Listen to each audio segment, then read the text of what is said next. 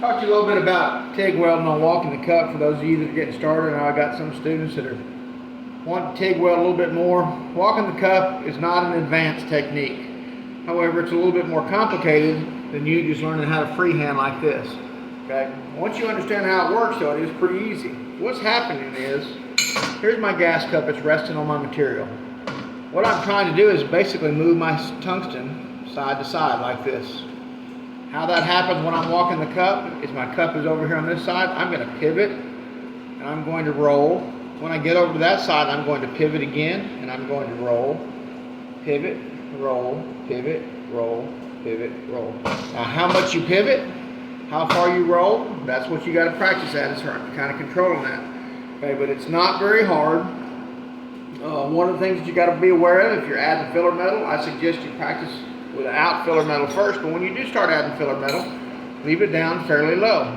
Okay, don't have it up at an angle like this. It's going to easily melt and wash and melt away. So I'll do one real quick. Don't think you're going to be able to see the art, but may give you kind of an idea. Tungsten pointing slightly forward. Again, all I'm going to be doing is this motion right here.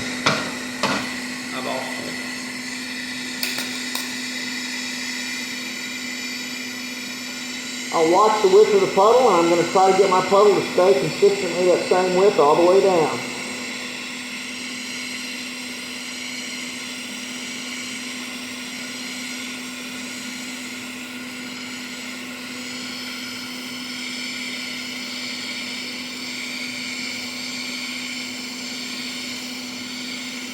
How fast you move can vary with your amperage, thickness of your material, all that stuff.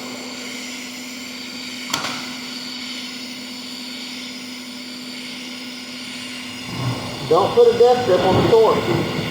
Almost have your fingers free of it. You ain't got to grip it real hard.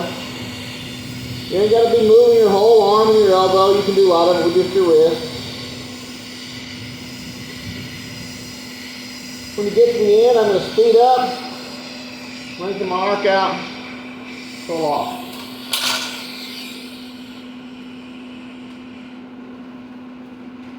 This one, of course, is not fabulous, but I don't do this for a living.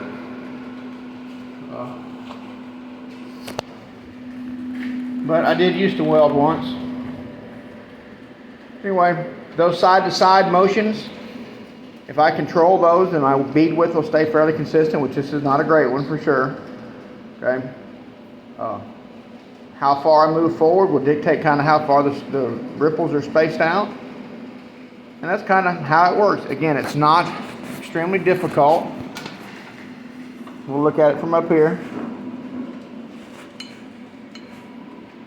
Pivot, roll, pivot, roll, pivot, roll. And you can practice this all day long without fire. Okay? You can get figure out what kind of grip you want on the torch. And essentially all you're doing is making that cup roll in a zigzag, coming back and forth. Okay? And hopefully that'll help some. Again, I strongly suggest you practice freehanding first so you get used to watching the puddle, but this will work. Have a good one.